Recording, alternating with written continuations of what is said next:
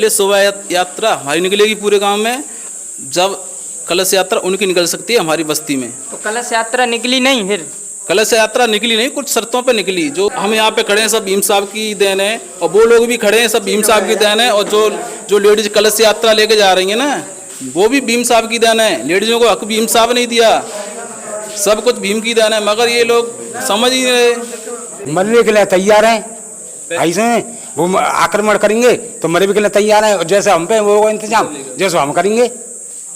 पहले ये दबंगई से लेके आए ना, पहले तो ये कलश यात्रा और कुछ लोग आते थे निकल जाते थे घंटा बजाते हुए, अब तो डीजे वगैरह और सब कुछ दबंगई, बाहर के लड़के बुलाए थे न 40-50 गुंडे, और ये दबंगई से लेके आए थे। तो दबंगई हम अब पहले वाला समय नहीं है कि दबंगई जाटों पे दिखाओ, दलितों पे दिखाओ, वो समय नहीं है। अब समय बदल गया है, पहले जमीन आसमान का फर्क हो गया, अब कोई सहने वाला नहीं है। ठीक, क्या कहोगे चाचा? अरे यही कह रहे हैं कि मान लो वो सुख शांति दीजिए में और अमूल जी में हमारी जो रैली है बाबा साहब की वो निकल जाने दें, और वो नहीं आएगी तो हम भी निकलने जाने देंगे। अगर वो नहीं निकलने देंगे तो आप भी नहीं निकलने देंगे? मरने के लिए तैयार हैं, ऐसे वो आक्रमण करेंगे तो मरे भी के लिए तैयार हैं, और जैसे हम पे वो इंतजाम जैसे हम करेंगे। पहले शोभा यात्रा हमारी निकलेगी पूरे गांव में, जब कलश यात्रा उनकी निकल सकती है हमारी बस्ती में। तो कलश यात्रा निकली नहीं, फिर कलश यात्रा निकली नहीं, कुछ शर्तों पे निकली। जो क्या शर्तें थी? शर्तें ये थी, उधर के बुजुर्ग लोग और प्रशासन के आगे शर्त रखी गई कि 10-15 तारीख में 10-15 दिन वाला मान लो भागवत खत्म होने के बाद हमारे यहाँ मूर्ति स्थापित होगी अम्बेडकर की। तो उन्हें बुजुर्ग लोग हैं जो ठाकुरों के, उनने बोला था कि हम कराएंगे, और प्रशासन भी बोल के गया था हम ये कराएंगे, और प्रशासन अब जाके वहाँ पे सब काम हो गया तो प्रशासन भी मना कर रहा है और वो भी मना कर रहे हैं।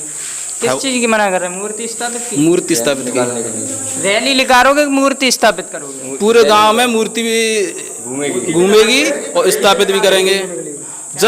जब उनकी कलश यात्रा आगे से निकलने शुरू होंगी हमारी बस्ती में। अगर ये नहीं हुआ तो आगे कलश यात्रा नहीं निकलेगी, परमिशन होगी तो निकलेगी, अगर परमिशन नहीं होगी तो नहीं निकलेगी।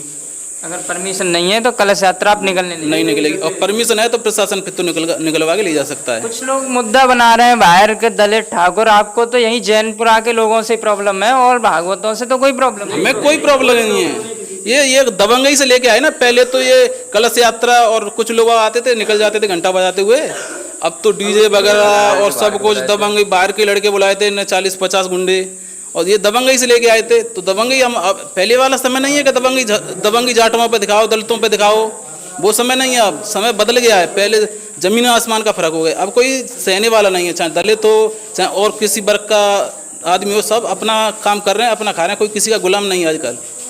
देश आजाद हो गया।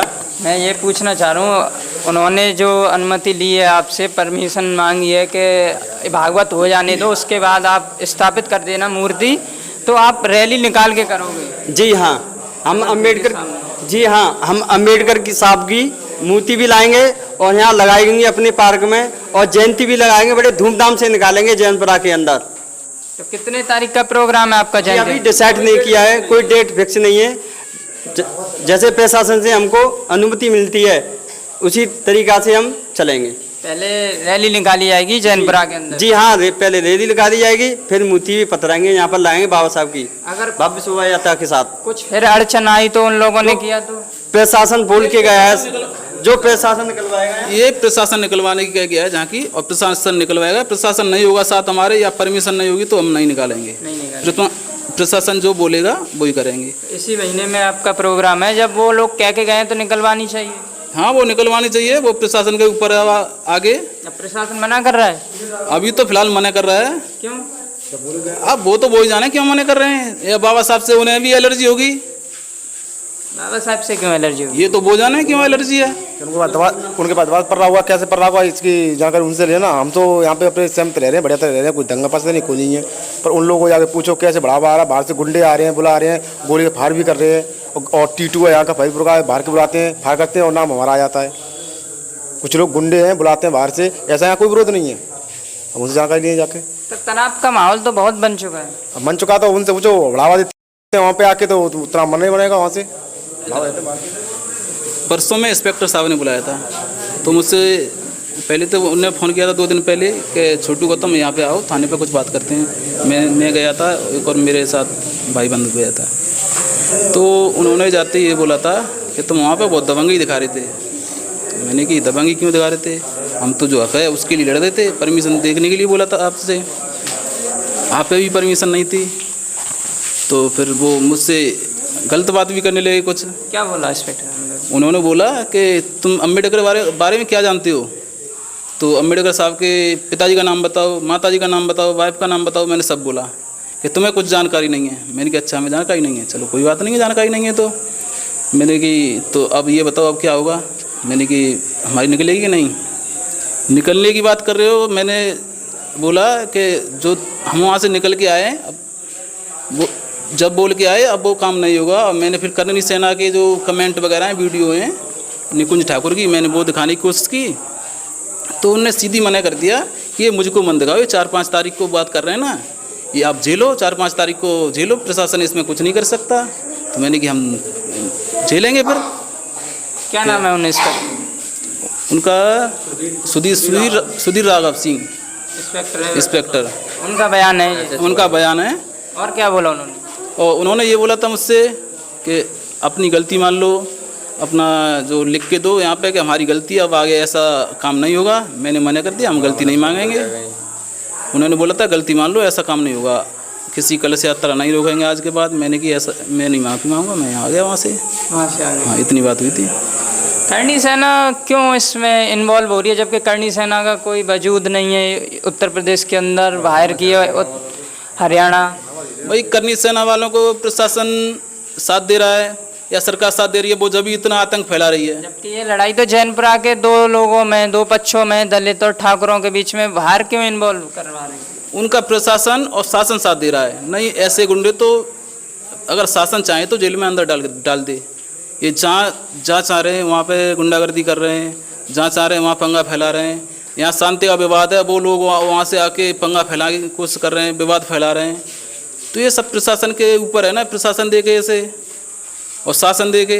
प्रशासन तो आपसे ही खुद ऐसी बातें कर रहे हैं। प्रशासन वही तो बात है, प्रशासन हमसे भी कर रहा है, तो वो तो फिर विवाद बढ़ने की बात ही है। करणी सेना को तो अपने आप ढील मिल रही है, बात तो ये है ना। प्रशासन खुद छूट दे रहा है हमको। प्रशासन हमको संभालेगा तो संभालेगा नहीं, अपने आप संभालने की तो हमें ताकत भी है।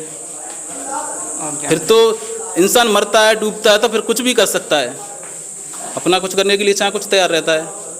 अगर सिर से ऊपर पानी जाता है तो भाई निकलने की तो अपनी जैसे जैसे निकलेगा आदमी वैसे निकलेगा। 5 तारीख की आपको वार्निंग मिली? 5 तारीख की वार्निंग है। प्रशासन से भी हमने खबर कर दिया। अगर प्रशासन वैसे तो प्रशासन अब लगभग साथ है, प्रशासन कल भी आया था।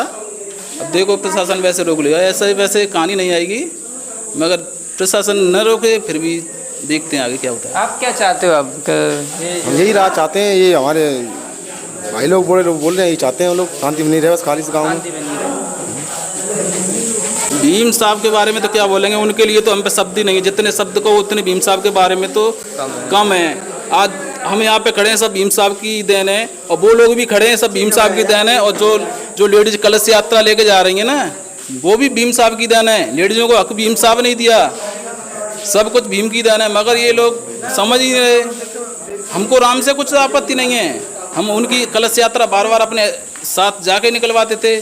कलश यात्रा में हम भी जाते थे पहले, मगर ये विद्रोह फैलाने वाली बात है। हम तो ये कह रहे हैं जहाँ तक शांति हो वहाँ तक शांति चाह रहे हैं।